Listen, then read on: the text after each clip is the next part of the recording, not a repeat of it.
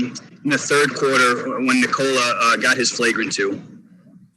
Well, I think one of you guys should request to ask that question to one of the officials. I did. So I'd love to hear your answer. But I don't know. I think it was something along the lines of wind up, malicious intent, some other mumbo jumbo. But obviously, you lose the MVP. It's going to make it even harder to try to stave off elimination. The guys that were still in the game, the last three, the third and the fourth quarter, tremendous effort, tremendous fight, which was great to see. And we hung around.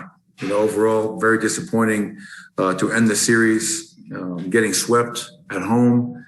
But as I told our players, Mike, this loss should sting. No one likes to lose. But when you find some time to reflect on the season, remember all the great things that we did this year. And I don't think people fully understand us even winning that first round series, how remarkable that was without a starting backcourt in place. So I'm not going to allow this series to define the season. And obviously, hopefully next year we can find a way to stay healthy and be better and see where we can go. Katie Wingy, Altitude Sports. Hey, Coach. Congrats on a great season, first and foremost, I guess. But what was communicated, if anything, when Jokic did get ejected? Did you say anything to the guys? And how proud are you of the way that almost lit a fire in them to keep fighting till the end? Yeah, I'll be honest, Kayla, and thank you for your kind words. I'm not really sure what Nikola said to his teammates, to be very honest. But I will say to your latter point, I thought it was tremendous for the guys that were out there because, no Jamal, no PJ, Nikola gets ejected. You're down 3-0. Really easy just to kind of let go of that rope and give in. So I couldn't be more proud of our group for fighting and giving ourselves a chance. I think with 8 minutes to go in the fourth quarter, it was a 4-point game. Could just never get over the hump, but it certainly wasn't for a lack of effort, which you have to admire and respect from our group. So tough loss, Katie, tough way to go out. I was thinking about this today. After we got Aaron Gordon, we went into LA and played the Clippers on April 1st, and we beat them. And at that point in time, I really felt we had a chance to win it all this year. I really did. That's how well we were playing. And then, unfortunately, the injury bug really hit us hard, and we weren't able to achieve that goal. But hopefully we can have a great offseason, come back, be healthier, and find a way to continue to build and rise like we've done these last 3 years. Vinny Benedetto, Denver Gazette. Hey, Michael. Just how much of this series felt like you guys could kind of, determine, and how much of it just came down to Phoenix playing at a really high level with a bunch of guys who seem to contribute on both ends? Well, yeah, I mean, we knew that going in. We knew this was going to be a completely different animal than Portland. No disrespect to Portland, but we knew going in that this was a top 6 offense and top 6 defense, and. Tonight I think was by far the most points we scored in the game, 118. So Chris Paul, Devin Booker, unbelievable backcourt, some really good role playing from the other players. And I wish we could have played them at full strength.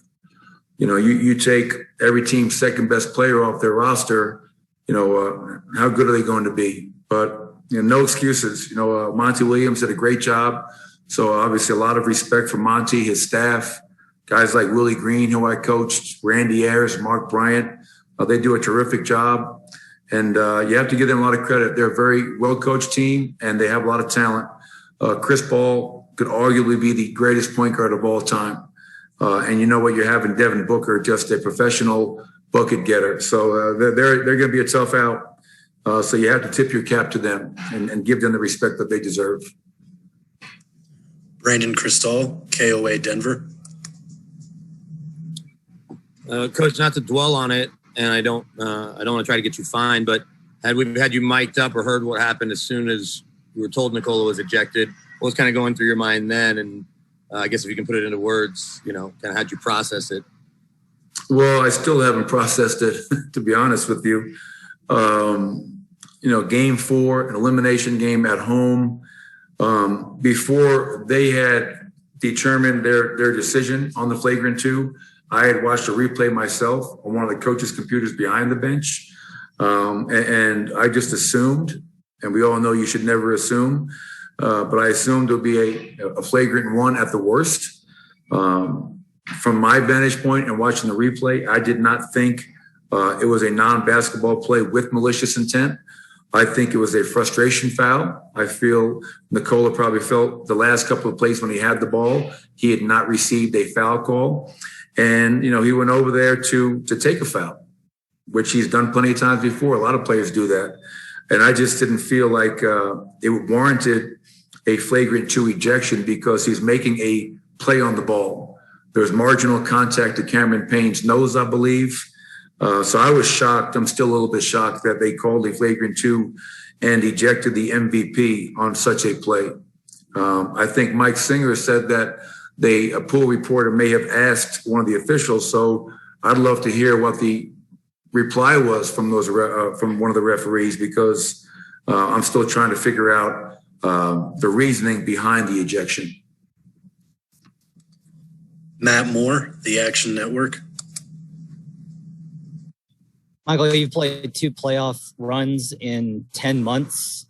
You guys were the last of the Final 4 teams to get knocked out.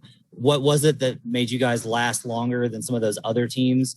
And you've still got a pretty short off season with where the schedule is looking like it's going to be. Do you think with everything and how hard this season was on top of the bubble, do you expect there to be carryover effects into next season? That could very likely be the case, Matt. I mean, if you kind of looked at Nikola Jokic's from the bubble, 83 days in the bubble, Western Conference Finals, 2 months, short training camp, short preseason, played all 72, was incredible against Portland with his starting backcourt not available, and was incredible once again in Phoenix as we came up short. So very well, there could be some carryover. I think it's a testament, the fact that Boston, Miami, Lakers didn't get out of the first round. Obviously, they dealt with similar issues, COVID, protocols, injuries. But I think we were able to rise above it because we have the MVP. I mean, Nikola Jokic put his teammates on his back in round 1 and was otherworldly in that series. And, obviously, in the second series against Phoenix, we just needed more help, more guys to step up. And it wasn't for a lack of effort. I think we'll give everybody some time off mentally, physically, and hopefully we can start next season fresh and healthy as possible to have another run at this thing. All right, we got time for one more. We're going to end with Mark, the Denver Post. Hey, Coach, congratulations on the hell of a fight. Thank you. Two questions. What, if anything, did you tell Nikola after this game? Were you able to talk to him? And the more direct one, do you think LeBron gets ejected in the same situation? I'm not going to touch the second one. I'll let you write on that, because I haven't had a chance to speak individually to a lot of our players. One thing I told the group is that I love them all. I appreciate everything they did this year, the fight, the commitment. And it's really hard, I think, for some people to understand how hard of a year this was. I mean, more so mentally and emotionally than physically. The physical part is really hard anytime. 72 games, condensed schedule, 3 and 4, back-to-backs, all that. But when you couple the density of the schedule, the COVID protocols, getting tested twice a day, wearing a mask, everything around it, coming out of the bubble into this, this was the hardest season by far for me in 20 years. And I think all of our players would probably say the same thing. And that's where you have a tremendous amount of pride for what we were able to achieve in light of all that. You know, in light of this not being easy, in light of Jamal Murray, Will Barton, PJ Dozier not being around in the first round, and getting Will back for game 3 and 4 against in this series. But you know, Nikola knows this. You know, I love him, support him, believe in him, and we'll go to war with him any day and anywhere. And our challenge is to find a way as an organization to continue to help him and put players around him that can ultimately win a championship.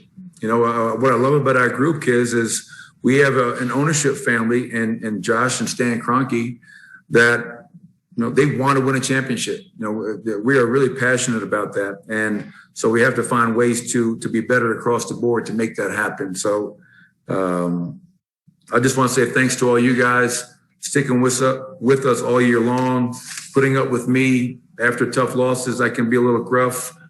I know it's a shock to some of you guys, but I appreciate you guys' professionalism all season long. All right. See you guys soon.